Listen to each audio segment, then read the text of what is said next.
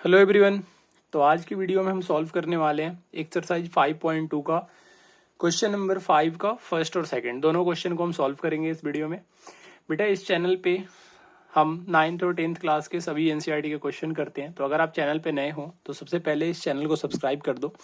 उसके फायदे मैं आपको बताता हूँ कि चैनल को अगर आप सब्सक्राइब करते हो तो यहाँ पे एनसीईआरटी के आपको सभी चैप्टर के सॉल्यूशन मिल जाएंगे। अगर आप 9th-10th क्लास में हो तो आपके लिए बहुत बेनिफिशियल है। ठीक है, चलो क्वेश्चन स्टार्ट करते हैं सॉल्व करना। क्वेश्चन फर्स्ट नंबर क्या बोल रहा है कि which term of an AP, है ना, नंबर ऑफ टर्म आपको बताने हैं कि इस एपी में टोटल टर्म कितने हैं। एपी कहाँ से स्टार्ट हो रहा है, गौर करने वाली बात है कि एपी बेटा 7 से स्टार्ट हो रहा है। कहाँ पे जाके खत्म हो रहा है, तो ये 205 पे जाके आपका एपी खत्म हो रहा है। अच्छा, इस एपी में आपसे पूछा जा रहा है टोटल कितने टर्म है। तो टर्म निकालने के लिए आप ऐसे अगर काउंट करना स्टार्ट करो तो ये फर्स्ट टर्म होता है, ये सेकंड टर्म होता है, ये थर्ड टर्म होता है, ये इसके आगे फोर्थ आएगा, फिर फिफ्थ आएगा, फिर सिक्स आएगा। ऐसे ही करते करते आप लिखते हुए जाओगे तो एक टर्म आपका आएगा जो होगा 205। तो अगर आपने ये निकाल लिया कि ये 205 किस टर्म पे आ रहा है तो वहीं आपका टोटल टर्म होगा। जैसे एग्जाम्पल आपको बताता हूँ।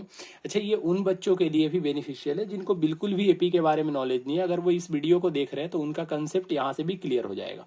तो मैं दोनों को साथ में लेके चल रहा हूँ। उन बच्चों के लिए भी ये वीडियो बहुत ही बेनिफिशियल है, ऐसा मैं बोल सकता हूँ। और आप इस समझ के आप खुद भी जान सकते हो कि मैं क्यों बोल रहा हूँ ऐसा। तो जब आप ये फर्स्ट टर्म आपका ये हो गया, ये सेकंड टर्म है, ये थर्ड टर्म है। अगर मैं बोलूँ थर्ड टर्म पे कौन सा नंबर होगा तो 19 है। और मैंने पूछा कि 19 तक टोटल कितने टर्म है, तो आप बोलोगे भैया ये फर्स्ट टर्म है, ये सेकंड टर्म है और ये थर्ड टर्म है। तो अगर टोटल टर्म इसके 3 है, इसका मतलब थर्ड टर्म पे 90 होगा। ऐसे ही अगर हम ये निकाल ले कि एपी में टोटल टर्म कितने हैं, ये तो हमसे पूछ रहा है। तो 205 किस नंबर पे आता है, अगर हमें ये पता चल जाए तो हम ये पता कर सकते हैं कि इसमें टोटल टर्म कितने हैं। अच्छा, जिन बच्चों को ये आता है वो वीडियो स्किप करके आगे जाके देख सकते हैं फॉरवर्ड करके। ठीक है, ए का वैल्यू कितना आ गया यहाँ से 7। आप डी निकालोगे, बाद वाले में से पहले वाले को माइनस करो। मैं हमेशा बोलता हूँ ये गलती मत करना। तो 13 में से आप 7 को माइनस करोगे, आपका कितना आ जाएगा 6। और लास्ट टर्म को हम एन बोलते हैं। कोई भी टर्म इसमें से लास्ट टर्म हो सकता है। तो लास्ट टर्म को हमने यहाँ पे क्या बोल दिया 205, क्योंकि लास्ट टर्म 205 है। अब करना कुछ नहीं है बेटा, आपको फॉर्मूले पे पुट करना है। एन का फॉर्मूला क्या होता है, एन इज इक्वल टू ए की जगह पे ए की वैल्यू प्लस एन की वैल्यू आपको निकालनी है तो आप लिखोगे n-1 और डी का वैल्यू लिख दोगे 6। जब आप इसे सॉल्व करोगे +7 इधर की तरफ आएगा तो -7 आएगा। और 205 में से जब आप 7 को माइनस करोगे, +7 है -7 होगा, और 205 में से आप 7 को माइनस करोगे तो 198 आएगा। ठीक है, इज इक्वल टू कितना आ जाएगा ये n-1 इंटू 6। अब देखो यहां से ये 6 पूरे के मल्टीप्लाई में, बहुत सारे बच्चे इसको एक्सपेंड करके करते हैं, लेकिन वैसे मत करना, आप आसानी से कर सकते हो तो क्यों इतना डिटेल में जाना। 6 यहाँ मल्टीप्लाई में, इधर की तरफ लेके जाओ डिवाइड में होगा तो 6 से आप इनको कट कर सकते हो। 6 3 जा 18, 6 3 जा 18। तो बेटा n-1 है ना, इनका वैल्यू आ गया 33। तो जब आप यहां से n का वैल्यू निकालोगे तो n का वैल्यू आ जाएगा 33 + 1, और 33 + 1 कितना हो गया 34। इसका मतलब इस एपी में टोटल टर्म कितने हैं 34।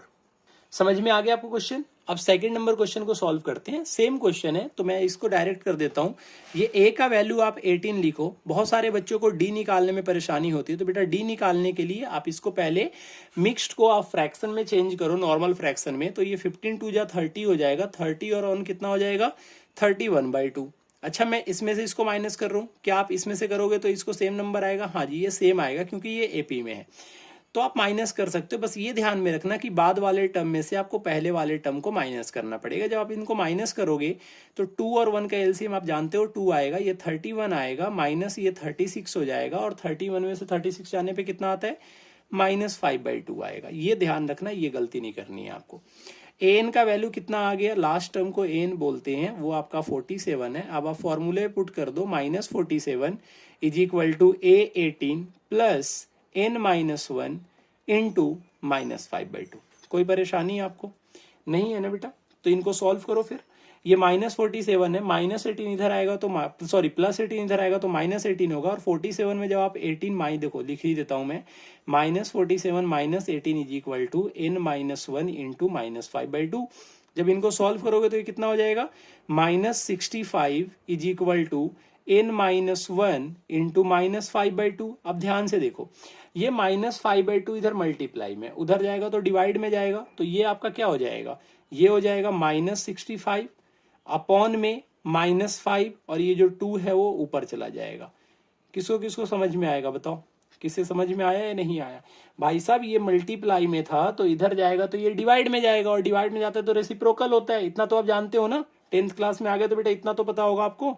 माइनस से माइनस कट गया, 5 के टेबल में कब आता है ये, 5 13 जा, इधर कितना आ गया 13 इंटू 2 26।